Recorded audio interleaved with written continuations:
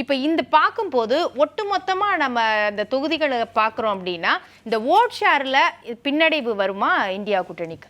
So அதுக்கு answer பண்ணுறதுக்கு முன்னாடி உங்கள் தலைப்பு 370 வருமா வராதுக்கு குயிக்காக நான் வந்து ஒரு 400 310 வந்துடுது ஆல்ரெடி. அமித்ஷா சொன்னதுக்கும் 400 வருமா வராதுன்றதுக்கு மட்டும் ஆன்சர் பண்ணிடுறேன்.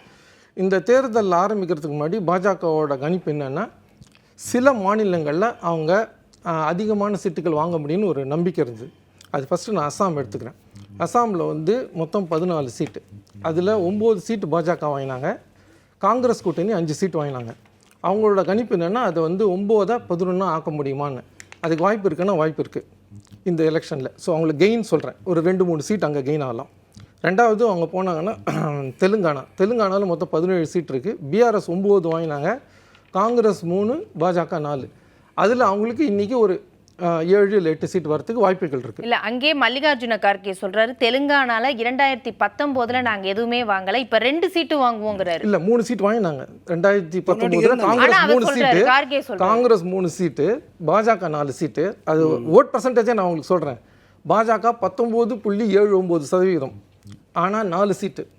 காங்கிரஸ் 29.56%, ஆனால் 3 சீட்டு தான். பிஆர்எஸ் கிட்டத்தட்ட 40%, 9 சீட் வாங்கினாங்க.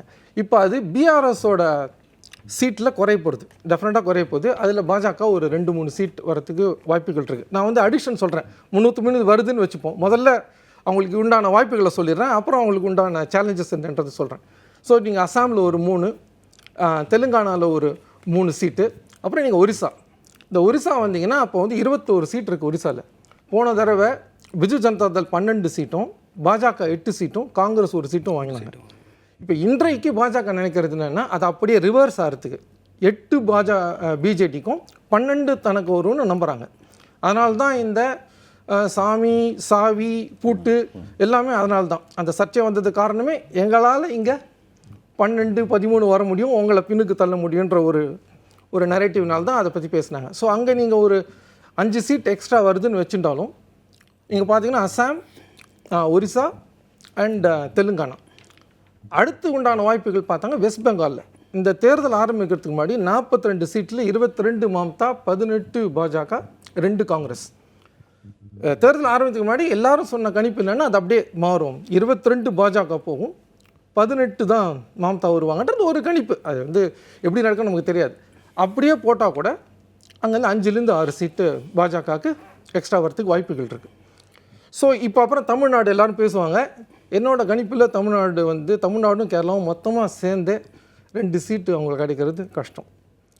ஸோ அதனால் வாய்ப்புகள்னு பார்த்தா நான் போட்ட கணக்கு போட்டு பார்த்தீங்கன்னா, ஆந்திராவில் பாஜகவுக்கு 1 சீட்டு தான் கிடைக்கும், ஆனால் டிடிபி என்டிஏக்கு ஒரு 10-12 சீட் கிடைக்க வாய்ப்புகள் இருக்குது.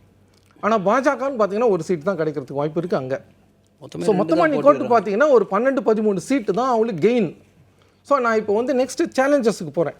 எங்கெங்கே இடத்துலாம் அவங்க இருக்கிற சீட்டை இழக்க போகிறது சான்சஸ் நான் சொல்கிறேன். நான் வெறும் டேட்டாவை தான் சொல்கிறேன், நான் வந்து வேறு எந்த கட்சிக்காகவும் நான் ஒன்று பேச வரலைங்க.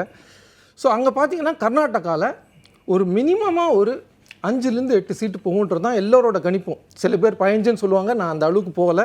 5லேருந்து 8 சீட்டு கர்நாடகாவில் போகிறதுக்கு வாய்ப்பு இருக்குது. ராஜஸ்தான், மத்திய பிரதேஷ், சத்தீஸ்கர், அந்த நார்தர்ன் பெல்ட்டில் எனக்கு தெரிஞ்சு மொத்தமாக 5 சீட்டுக்கு மேலே அவங்க இழக்க மாட்டாங்கன்னு தான் நான் நினைக்கிறேன். ஸோ ஒரு 5 சீட்டு போகிறதுன்னு வச்சுக்கோங்க. ஸோ இப்போ ஒரு 8, ஒரு 5னா 13. அதுக்கப்புறம் நீங்கள் பீகார், ஜார்க்கண்ட், மகாராஷ்டிரா ஒரு இதுவாக போட்டிங்கன்னா, மகாராஷ்டிராவில் அவங்க வின் பண்ணது ஒரு 23 சீட்டு தான். 18 சீட்டு சிவசேனா தான் வின் பண்ணாங்க. ஸோ அதனால் என்டிஏ கூட்டணி தான் 41 வின் பண்ணாங்களே தவிர பாஜக அங்கே 23 தான். என்னோட கணிப்பில் ஒரு 5 சீட்டு 6 சீட் அங்கே போகுன்றது தான் என்னோடய கணிப்பு. பீகார் போனீங்கன்னா அதே மாதிரி தான். அங்கே வந்து ஜனதாதள் யுனைடெட் 18 சீட் வச்சாங்க, இவங்க ஒரு 20 சீட் அது மாதிரி தான் இருந்தாங்க. ஸோ அங்கே ஒரு 3-4 சீட் போகிறதுக்கு தான் சான்ஸ் இருக்குது. ஸோ இதெல்லாம் நீங்கள் கூட்டு கேள்வி பார்த்தீங்கன்னா ஒரு 30-40 சீட் இழப்பாங்க, ஒரு 15 சீட்டு கெயின் பண்ணுவாங்கன்றது தான் பாயிண்ட். கடைசியாக நான் உத்தரப்பிரதேஷ்க்கு வரேன். இதுதான் இப்போ இம்பார்ட்டன்ட் பாயிண்ட். உத்தரப்பிரதேஷில் போன முறை அவங்க 63 சீட் தான் வின் பண்ணாங்க. 10 சீட்டு சமாஜ்வாதியும் 5 சீட் வந்து 5 சீட் சமாஜ்வாதியும் 10 சீட்டு மாயாவதியும் வாங்கினாங்க. இப்போது தேர்தல் ஆரம்பிக்கிறதுக்கு முன்னாடி எல்லாரும் சொன்னது என்னென்னா, அந்த 63 2014 நம்பருக்கு போய்டும், 72 ஆகிடும் தான் எல்லாருமே சொன்னாங்க. அதுதான் அவங்களோட கணிப்பு. இப்போ ஆனால் கிரவுண்ட் ரிப்போர்ட்ஸ் என்ன சொல்லுதுன்னா they will be happy with 63. 66 வந்தாலே அவங்க ரொம்ப சந்தோஷப்படுவாங்கன்னு தான் சொல்கிறாங்க கிரவுண்ட் ரிப்போர்ட். ஸோ நீங்கள் இப்படி கூட்டு கழித்து பார்த்தீங்கன்னா நம்ம அண்ணாமலை படத்தில் நம்ம ராதாரவி சொல்கிற மாதிரி கூட்டு கழிச்சு பாருங்கள் கணக்கு சரியாக இருக்குன்ற மாதிரி நீங்கள் பார்த்தீங்கன்னா அவங்களோட நம்பர்ஸ் எனிவேர் பிட்வீன் 280லேருந்து 300 310 தான் வர முடியும். இந்த கெயின்ஸையும் இந்த இதையும் பார்த்தீங்கன்னா லாஸையும் பார்த்தீங்கன்னா அதுதான் இன்றைய நிலைமை. அதில் குறையலாமே தவிர கூட்டுறதுக்கு ரொம்ப வாய்ப்புகள் ரொம்ப கம்மின்னு தான் நான் நினைக்கிறேன். இந்த முறை அவங்க சொல்றது என்னன்னா, அமைச்சர் ஜெய்சங்கர் கூட சொல்றாரு, நாங்க எங்களுக்கு ஒரு இடங்கள் கிடைக்கும், நாங்க அடுத்த கட்டத்துக்கு நகர்வதற்கான ஒரு வாய்ப்பு அங்க எங்களுக்கு அமையும் அப்படிங்கிறாரு. அந்த நம்பிக்கை சரியானதாக இருக்குதா? நம்பிக்கை தான் வாழ்க்கை, அப்படி நம்பி தான் ஆகணும். அவங்க இவங்கெல்லாம் இருக்கிறதுனாலே அப்படி ப்ராமினன்சி வந்துன்னு சொல்ல முடியாது. சார் சொன்ன மாதிரி எனக்கு அவ்வளோ ஸ்டாட்டிஸ்டிக்கல் டேட்டாவாக நான் சொல்ல வரல. 125 தொகுதிகள் ஏறக்குறைய வரும் தென்னிந்தியாவை பொறுத்தவரையிலும். அதில் ஒரு 20 தொகுதிகள் பிஜேபி வாங்கினாவே பெரிய காரியமாக இருக்கும். நாங்கள் சொன்னோட ஸ்ட்ராட்டஜி வேணால் வித்தியாசம் இருக்கலாம், கருத்து வேறுபாடுகள் இருக்கலாம், கிராஸ் ஃபயரில் குறைபாடுகள் வரலாம். ஆனால் ஒட்டுமொத்தமாக பார்க்கும்பொழுது தான் அது அதனுடைய ஷேப்பு தெரியும். எல்லாமே இப்போ மாறி மாறி பேச ஆரம்பிச்சிட்டாங்க. அமித்ஷா அவர்களே சொல்கிறாரு, பாகிஸ்தான் ஆக்குபைட் காஷ்மீரை நாங்கள் மீட்போம் அப்படின்னு சொல்கிறாரு. 10 வருடமாக என்ன பண்ணியிருந்தாங்க கேள்வி அதில் தொக்கி நிற்குது. மரியாதைக்குரிய ஜெய்சங்கர் சொன்னீங்களே, அவரும் சொன்னார் சீனாவுடனான அந்த எல்லை பிரச்சனைகள்லாம் தீர்வு காணுவோம் என்கின்ற நம்பிக்கை இருக்கிறது அப்படின்னாரு. அதே மாதிரி தான் இப்போ நம்பிக்கையை சொல்லியிருக்கிறாரு. அது அப்படின்னா என்ன அர்த்தம்னா சீனாவுடனான பிரச்சனைகள் இருக்குது. நீங்கள் ஒரு மாதத்துக்கு முன்னாடி கேள்விப்பட்டிருப்பீங்க, அருணாச்சல பிரதேசத்திலே ஒரு 38 பகுதிகளிலே சீனா தன்னுடைய மொழியிலே பெயர்களை வைத்திருக்கிறார்கள் என்று சொல்லியிருக்கிறார்கள். சென்ற வருடம் ஜனவரி மாதம் 21ஆம் தேதி புதுடில்லியிலே நடைபெற்ற ஆல் இண்டியா டிஐஜிஸ் மீட்டிங்கில் ஒரு அறிக்கை கொடுத்துருக்கிறார்கள். அதில் 65 ரோந்து பாயிண்ட்டுகளை சீனா, அதாவது கிழக்கு லடாக் பகுதியில் இருக்கின்ற 65 ரோந்து பாயிண்ட்டுகளில் 26 ரோந்து பாயிண்ட்டுகள் சீனாவசம் போய்விட்டது என்று அறிக்கை கொடுத்துருக்கிறார்கள். ஆக அந்த நிலைமையிலே தான் எவ்வளவு பாதுகாப்பாக நாம் இருக்கிறோம் சொல்கிறாங்களே, நாங்கள் சீனா பாகிஸ்தான்லாம் வாழாட்ட மாட்டாங்க, அந்த நிலைமையிலே தான் இருக்கிறோம். இதையெல்லாம் எல்லாத்தையும் சேர்த்து வச்சு தான் நம்ம பார்க்க முடியும். இந்த இடத்துல இப்போ 400 இடங்களில் நாங்கள் வெற்றி பெற்றால் ஆக்கிரமிப்பு காஷ்மீரை மீட்போம் அப்படிங்கிறத இப்போ 5, 6 இந்த கட்ட தேர்தல் தான் அவங்க இந்த முழக்கத்தை வைக்கிறாங்க. அப்ப இதோட தாக்கம் இருக்குமா? இப்ப வடகிழக்கு மாநிலங்கள் இந்த விஷயங்கள்லாம் நம்ம பார்க்கும்போது அங்க பாஜகவோட எண்ணிக்கை அதிகரிக்கிறதுக்கு வாய்ப்புகள் இருக்கு. வடகிழக்கு மாநிலங்களில் நடந்த ஒரு தேர்தலில் அவங்களுடைய கூட்டணி கட்சியினுடைய மேடையிலே என்னால் பகிர்ந்து கொள்ள முடியாது என்று அந்த மிசோராமனுடைய முதல்வராக இருந்தவரே சொல்லிட்டார். அப்படின்னா என்ன அர்த்தம்னா மோடியை இவர்கள் சேர்த்தால் நமக்கு உள்ளது போயிடுமே அப்படின்ற மாதிரி பயம் வந்திருக்கலாம். மணிப்பூரில் என்ன நடந்தது என்பது கிட்டத்தட்ட வடகிழக்கு மாநிலங்கள் முழுமே அதில் எதிரொலிக்க வாய்ப்பு இருக்கிறது. வேறு எங்கே அவங்களுடைய பாஸ்டன் என்று சொல்லிட்டு எதை சொல்கிறாங்கன்னு நமக்கு தெரியல.